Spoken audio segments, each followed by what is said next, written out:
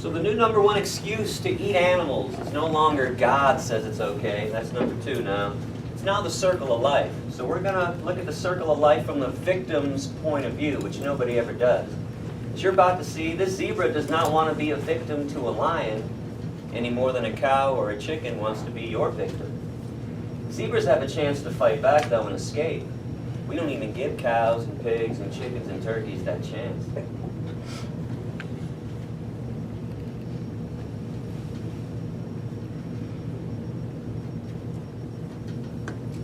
About to see an alligator trying to take down a baby impala. And there's an angry vegan looking on. I empathize.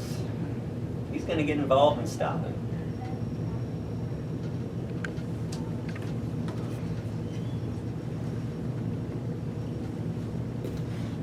He's about to give mouth to mouth, and he never took the Saturday morning CPR class at the local community college to figure out how to do that.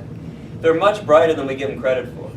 But for the record, not all animals are brilliant. Some are stupid, just like human beings. Some are bright, some are stupid, they're just like us. If a bunch of violent thugs kidnapped your baby, threatened to kill him, and you were out-muscled and outmanned, you might go get some backup too. By the way, the only bright lion in this whole pride.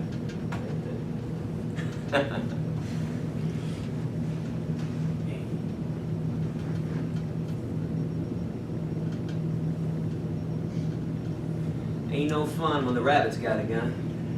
And they saved their baby. How about that? He was still alive.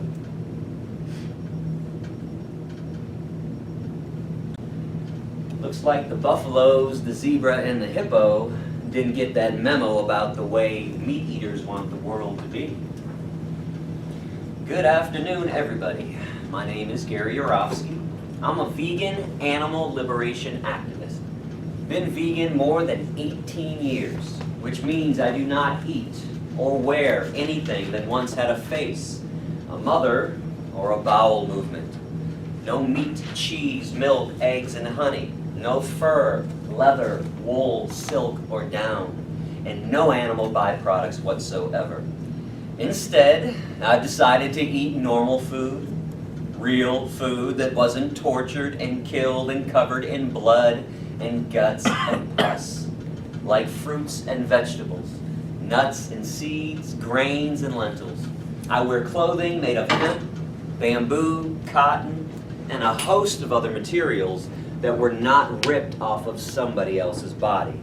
Now, I chose this lifestyle back in 1996. When I finally understood that speciesism, believing that the human species can do whatever it wants to any animal species, was the essence of bigotry and hatred. More victims are left in this path than all other forms of discrimination combined. Worldwide, we are torturing and killing 150 billion animals every year to satisfy our meat, dairy, and egg addictions, and billions more for clothing and entertainment.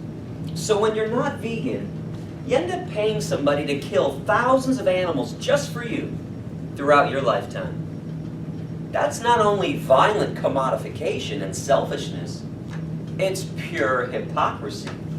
Because what if you were the victim? Remember, you have to examine all issues of injustice from the victim's point of view. And what if somebody commodified your body, labeled you stupid and dirty, mocked your entire existence, and said that your life didn't matter at all? I suppose you'd want the world to change its evil ways immediately, and hope that somebody like me would stand up, speak out, and defend your right to be free. Don't you think the animals we torture and kill feel the same exact way? And speaking of stupid and dirty, have you been to an airport lately? Seen a public restroom? The Hudson River? Following the rise of STDs? Ever notice that the majority of people have never once started out on the right side of justice? And we have the audacity to say that animals are stupid and dirty? So how come small groups of people always have to convince the masses why it's wrong to enslave, discriminate, or kill innocent beings? The answer is quite simple. Technologically, we are brilliant. Ethically, we're on par with parasites. We are a sick, twisted mistake of a species. So the way we treat the animals and each other doesn't even shock me anymore. What's shocking is that the masses are always shocked when they're accused of acting inappropriately. It took 400 years to convince white people in America not to own black people. And another 100 years on top of that to end segregation. And if somebody wants to hang out after class and explain to me why those abolitions didn't take 2 seconds, I'd love to hear about it. Any injustice on that scale can only happen if the general population supports it or turns a blind eye to it. So the key players in the exploitation, government, religion, media, corporations, they become experts at lying and using propaganda and deceit to trick people into accepting the abuse.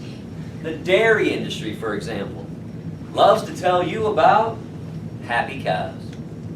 But what they don't tell you is that all these happy cows get raped every year, artificially impregnated with a bare hand or a long steel device to inject them with bull sperm. Female mammals have to be pregnant to produce and give milk.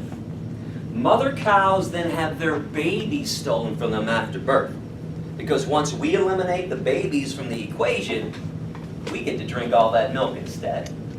And when mother cows can't produce huge amounts of milk after 3 to 7 years, they get a happy day at the slaughterhouse, where if they're really lucky, they'll get turned into a happy meal. Other companies love to lie about happy animals too. What about that "Wish I Were an Oscar Mayer Wiener" jingle? Well, that's pretty cute. Except for the fact that when they're born, male babies have their testicles ripped out without anesthetic. Standard practice. The meat industry always controls procreation. All the female pigs get raped every year to impregnate them, just like the cows. Baby pigs then have most of their teeth cut off, right down to the gum line, and their tails cut off too, all without anesthetic, to try and reduce flesh damage from fighting and biting each other in their overcrowded conditions. And when pigs reach 300 pounds in 6 months, thanks to genetic modification, they get a happy day at the slaughterhouse too, where they get chopped up into 1,000 pieces. The egg industry, though, man, they just might possess the greatest marketing propaganda of all time, because they've actually convinced you to eat something that came out of a hen's all-inclusive, all-in-one ass vagina. Yeah? The backside of a bird is called a cloaca. It is one hole where the poop, the pee, the vaginal fluid, and scrambled eggs and omelets come from.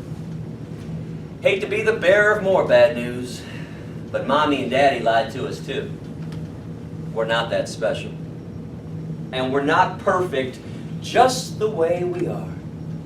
But at least when you become vegan, you are trying to reduce and eliminate gratuitous amounts of cruelty and violence, which is all I'm asking of you today. So how come when one human dies, it's a tragedy? But when billions of animals are killed with premeditation, it's a celebration.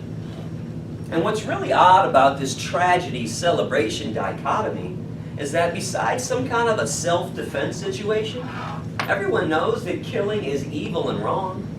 Because every time a bear kills a hiker, what do? Start singing Hakuna Matata? Praise the hiker for being part of the circle of life?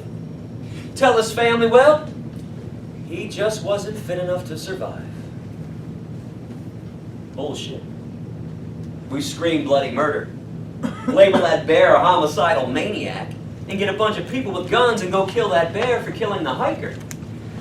Funny how the circle of life never comes into play when we're getting killed. And that's because the circle of life ain't nothing but an aggrandized, arbitrary, bullshit excuse to torment and kill somebody else with impunity.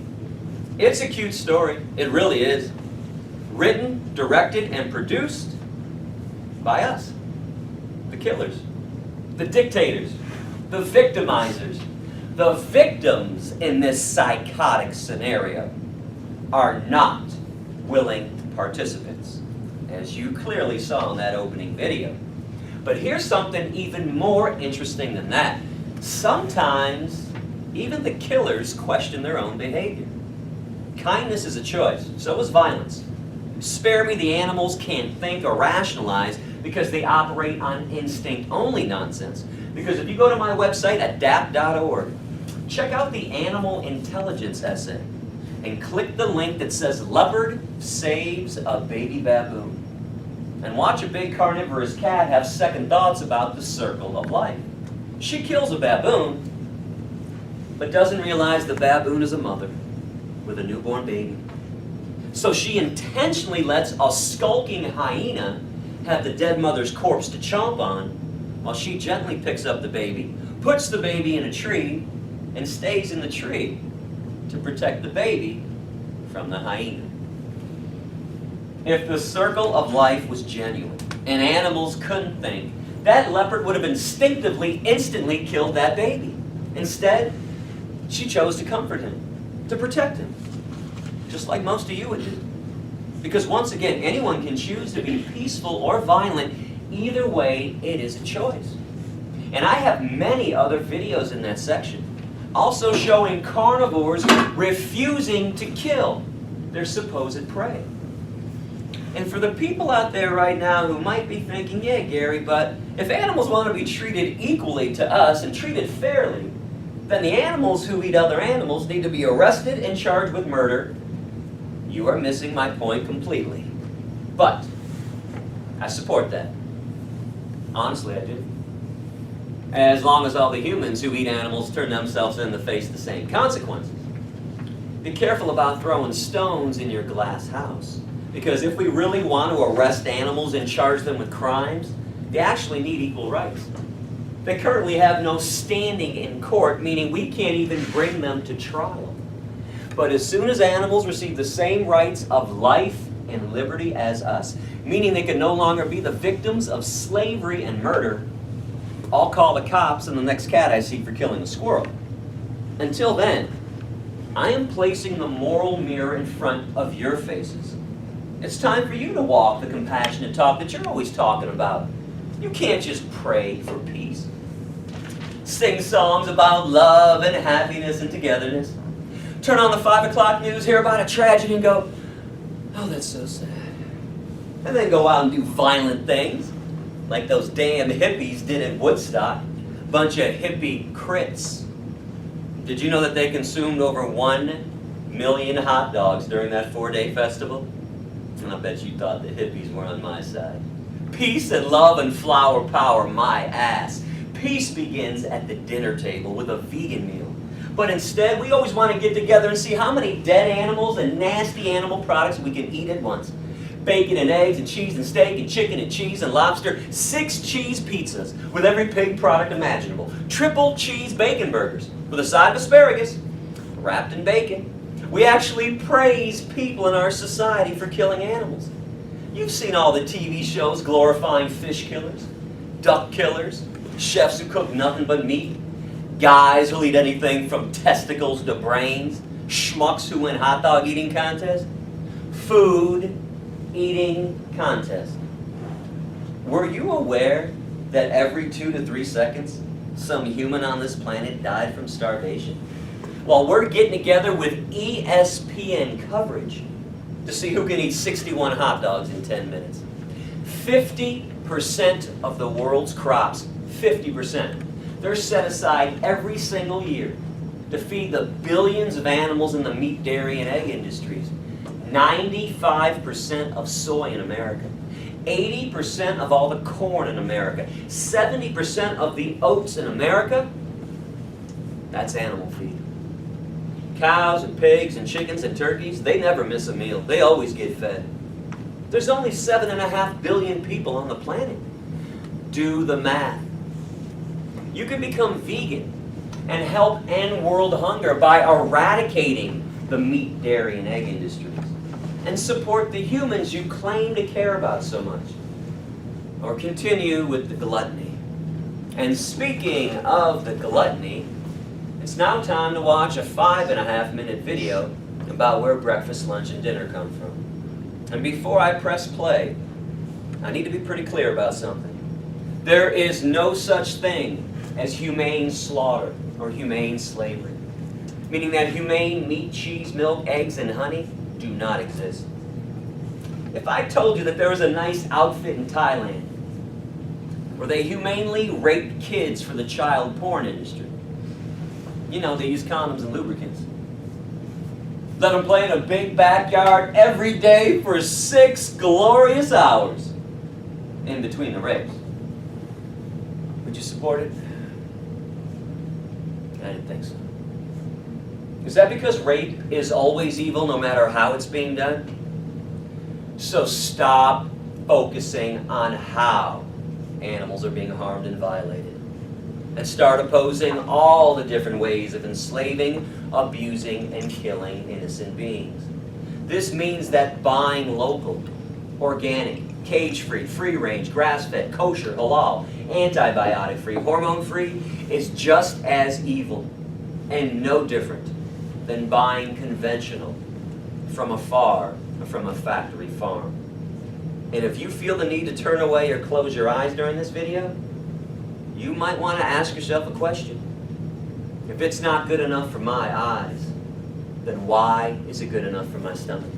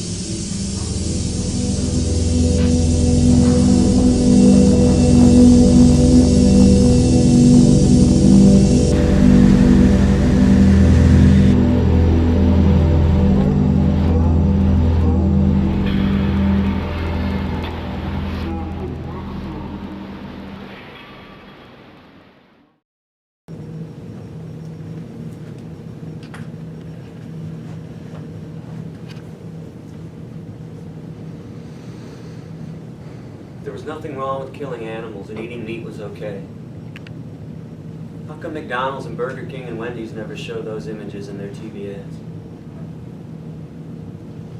Always showing you a happy, singing, smiling cartoon caricature instead. And people are up in arms right now about all the beheadings taking place in the Middle East. Meanwhile, 30 million innocent animals every day in America are beheaded. And no one says a damn thing about it. So I'm a little confused. Is beheading evil? Or does it matter who's getting their heads cut off?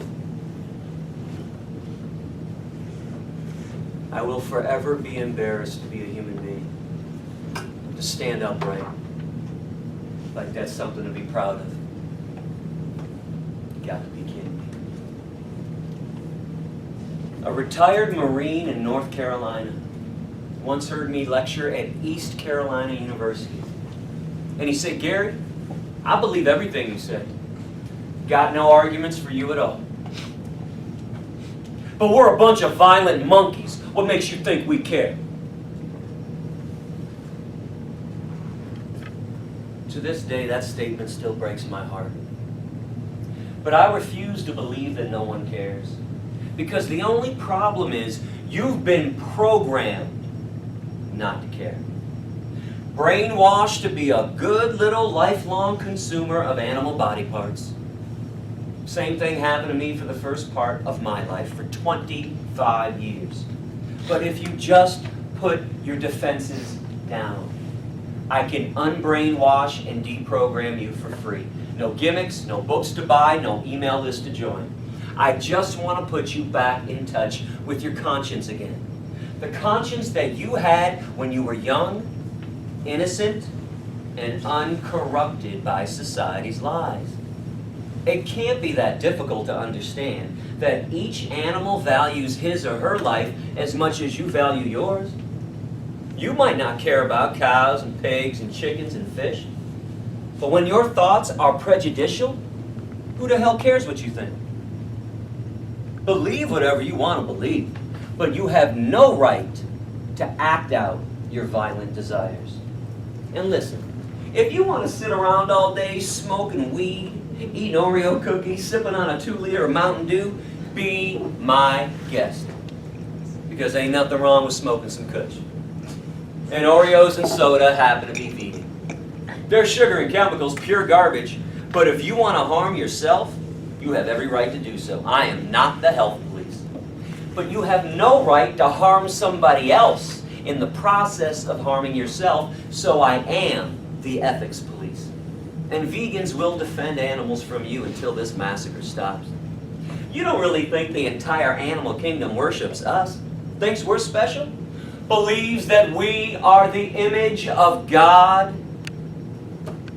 We're like a Colombian drug cartel. We're a bunch of bullies, criminals, and killers. A symbiotic relationship between humans and animals is not happening when all we do is take and take and take and take a little more. We steal their milk, their eggs, their honey, their skin, their flesh, their lives. Symbiotic relationships are supposed to benefit each party. When there's only one beneficiary, it's called slavery. It's time to become the rational beings that we always claim to be. And speaking of becoming rational, gotta say something to my religious friends out there today. Because the oldest excuse in the book, God says it's okay, is the dumbest shit I've ever heard in my life to harm somebody else. Because if you believe that God gave us the architectural plans to construct a house of slaughter so we can cut the heads off of his terrified animals, that he doesn't mind when we steal newborn babies from their mothers, or cut their horns and beaks and tails and teeth off while they're fully conscious, then what does the devil do? What could a cow, a pig, a chicken, or a turkey ever do to deserve the wrath of God himself or eternal damnation? And And for the atheists and the agnostics in the crowd, you ain't off the hook either. Where's that logical lifestyle you're always preaching about? Because if you discriminate against animals and eat meat, cheese, milk, eggs, and honey, then you are no different than all the religious people that you condemn. And for the record, I do not condemn God. I condemn violent rituals and bloodthirsty habits and traditions in God's name. Because I've noticed something quite disturbing about all religious people all over this planet. They never, ever worship anything that God actually created. They only worship things that we created in God's name. Bibles, crosses, churches, synagogues, Korans, Stars of David, the Wailing Wall. I can assure you that God is completely unimpressed with our creations and with us, as long as we act like barbarians. Living in peace, though, I think he'd be pretty impressed with that. You can't possibly believe there are slaughterhouses in heaven? Or that violence against animals was allowed in the Garden of Eden? And those are God's two most perfect places. Now, I want to destroy some other lies you've heard way too much about. First, people often ask me why we can't eat eggs from some hens living in our backyard or from a free-range farm. Their bodies do not belong to us. Commodification is the crime, as much as cruelty is. And I've noticed that nobody ever wants to adopt old hens to live in their backyard. The ones who have stopped laying eggs. Yeah, they only want the young ones who are still freshly modified genetically to lay 300 eggs every year, instead of their normal 17 eggs every year. Hens, just like sheep in the wool industry, always get killed when they stop producing things that we want them to produce. I want to show you the owner of a huge free-range egg farm in California actually telling the truth on the History Channel. It was a 43-minute episode, 42 and a half minutes of lies, 30 seconds of the truth, and these 30 seconds are priceless. After a productive life of 1 to 2 years, Nigel's chickens also endure what he calls their unhappy day. When these chickens have finished 2 years of laying here, the third year, they really don't lay enough eggs to pay for their feed, so they have to go. You know, we all have to pay our way. And what happens to them, we have a good demand for spent chickens, and they go to a slaughterhouse in Sacramento where they're processed for stewing chickens. Let's talk about some health issues real quickly, because many people wonder whether vegans get enough vitamins and nutrients, even though all vitamins and all nutrients come from plants, not from animals. Those who eat meat, cheese, milk, eggs, and honey don't get proper nutrition. When you filter food through an animal's body, they process everything first. You're getting a secondary depleted dose of vitamins and nutrients when you eat animal products. Plus, you're getting things you don't need at all, like cholesterol, huge amounts of fat, naturally occurring trans fatty acids, and animal-based protein, which happens to be the main cause of all cancers on this planet. Where's the logic in that? You don't really think the worldwide trillion-dollar vitamin/pharmaceutical industry got rich off of a few vegans and not billions of meat, dairy, and egg eaters? And there is no shortage of vitamin B12 in the vegan lifestyle either, because B12 actually comes from bacteria that naturally exist in our mouth and intestines. I've been vegan since '96, never took one pill. I refuse.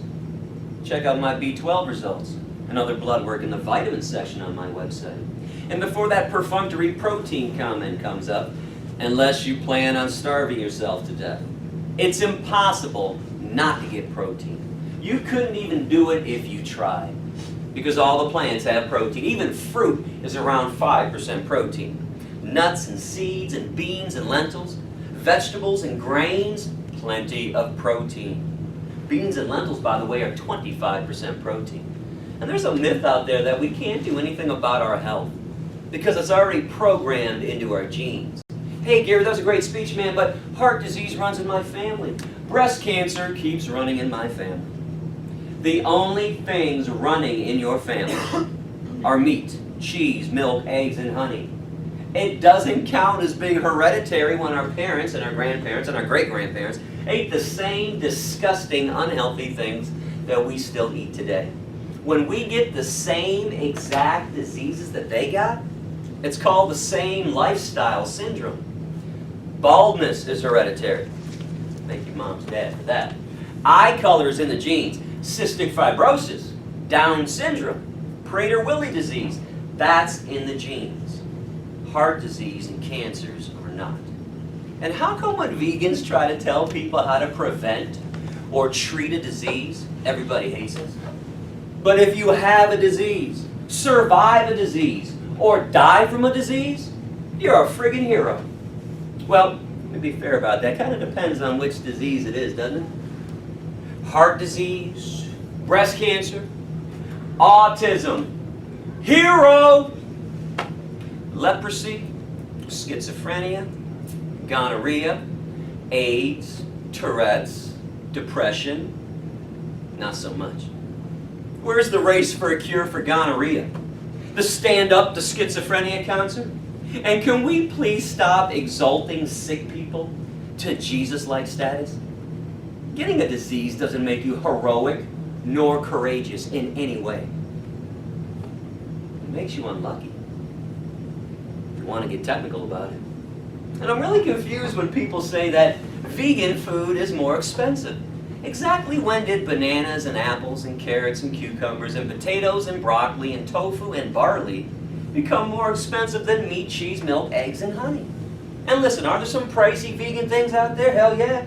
Blueberries are $5 a package, but you get 5 bananas for $1. Cliff Bars, which are vegan, cost around $1.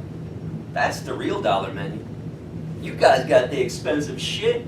Fish, ribs, filet mignon, Outback Steakhouse, Carrabba's, Applebee's. That ain't cheap. And if vegan food really is more expensive, how come at Ruby Tuesdays, that restaurant chain, they give you a free, all-you-can-eat salad bar when you purchase most of their main entrees, which are all comprised of meat and cheese? So I'll tell you what, next time you go to Ruby Tuesdays, order the salad bar and see if they'll give you free all-you-can-eat plates of meat on the side. And the more I think about it, the more I realize no one even likes the taste of meat. You absolutely despise it. You only like the way it's prepared. If I killed the chicken, threw it on your desk right now, say, go ahead, eat it. You'd say, you must be crazy. You better cook it, fry it, bake it, bread it, grill it, barbecue it, put some oil on it, sauce it up, spice it up, salt, pepper, sugar, do something to it, 2 slices of bread, mustard, ketchup, pickles, onions, tomatoes. You absolutely hate the way meat actually tastes. You like everything else that goes with it. So I have some great news. When you decide to become vegan, you don't have to give up the taste that you love. Because we use the same spices, same sauces, same cooking techniques. Beyond the fruits and the veggies, the nuts and the seeds, the grains and the lentils, we got vegan burgers, vegan ribs, vegan fish, vegan chicken, vegan turkey, vegan bacon, vegan ham, vegan sausage, vegan ice cream, vegan cheese, vegan milk, vegan whatever you want, and it's all made without chemicals. It's a combination of vegetables and grains and nuts and seeds and other things that weren't covered in blood and pus. Check out the Making the Transition of Veganism and What to Eat essays on my website, plus the shopping guide, restaurant, and recipe sections too. And keep this in mind, not every vegan burger tastes great, but you don't like every hamburger you eat either. Don't even try to pull a fast one on me. Ate that shit for 25 years. There are nasty pizza places, disgusting Chinese restaurants, and bad chicken joints too. But that's never stopped you from eating hamburgers, pizza, Chinese food, and chicken. Because you find the places that make it all properly, just the way you like it. Don't you think we do the same thing? So stop taking it out on veganism. When you find something that doesn't taste right, just find something that does. And spend around 20 minutes on my website reading the Humans Are Herbivores essay. Because contrary to popular opinion, and I stress the word opinion, all actual scientific evidence shows that physiologically, humans are 100% herbivore. Not carnivore, not omnivore. From the side-to-side grinding and chewing motion of our lower jaw, like this, to the fact that we sweat through our pores to cool ourselves down, to our long intestinal tracts, we are plant eaters. Just like our closest primate relative, the bonobo. Yeah, not the chimpanzee. Which is more propaganda from biased meat, dairy, and egg-eating scientists who desperately and deceitfully want to trick you into accepting this abuse. It's important to know something about propaganda. It doesn't only work because it's forced down your throat day after day. Sometimes you want to believe those lies to justify your behavior, so you don't have to change. And before somebody blurts out, yeah man, but what about these canines, dog? Most herbivores have canines. Our teeth are nearly identical to cow teeth. Broad, short, and flat. But sometimes herbivores actually have bigger canines than meat eaters to strike fear into their hearts if they're thinking about attacking. Because guess who has the biggest canines on the planet? Hippos. And they're 100% vegan. Now I want to show you a photograph of human teeth and lion teeth to further prove my point on this.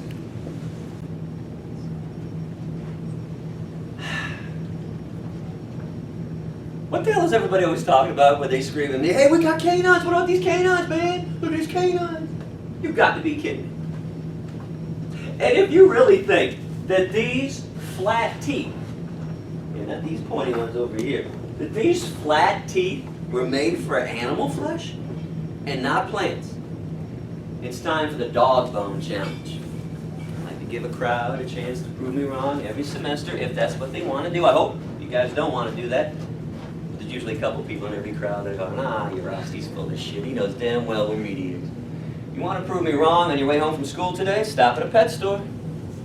Buy a bone. Get that old school rawhide bone. None of that new age nylon crap. Take that bone home, chew on it.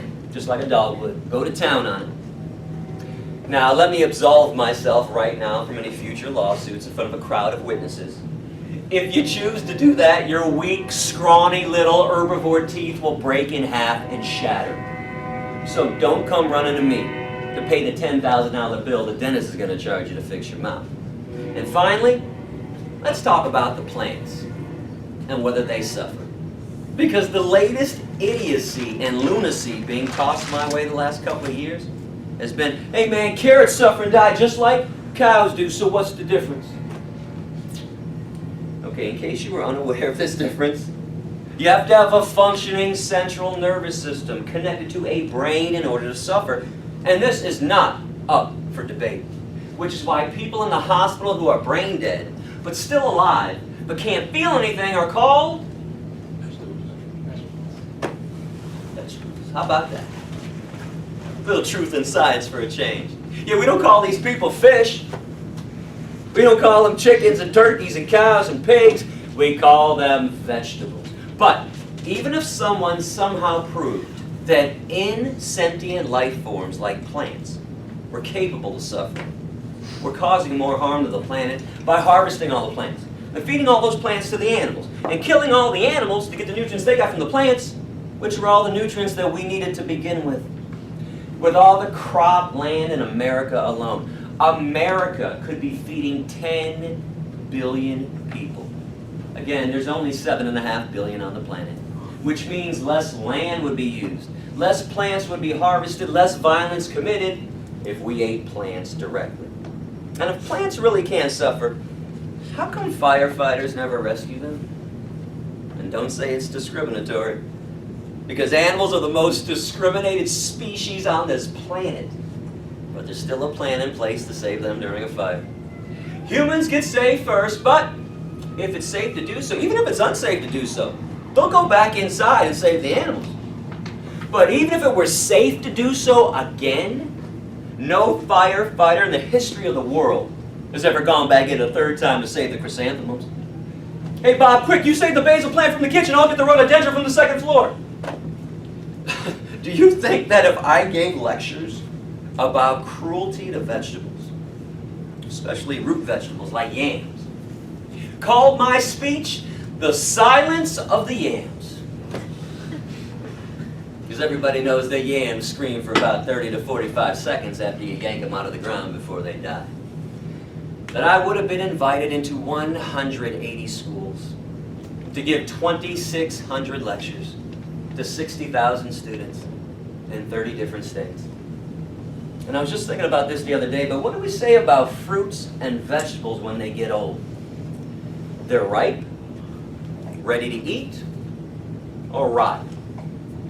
And what do we say about animals when they get old?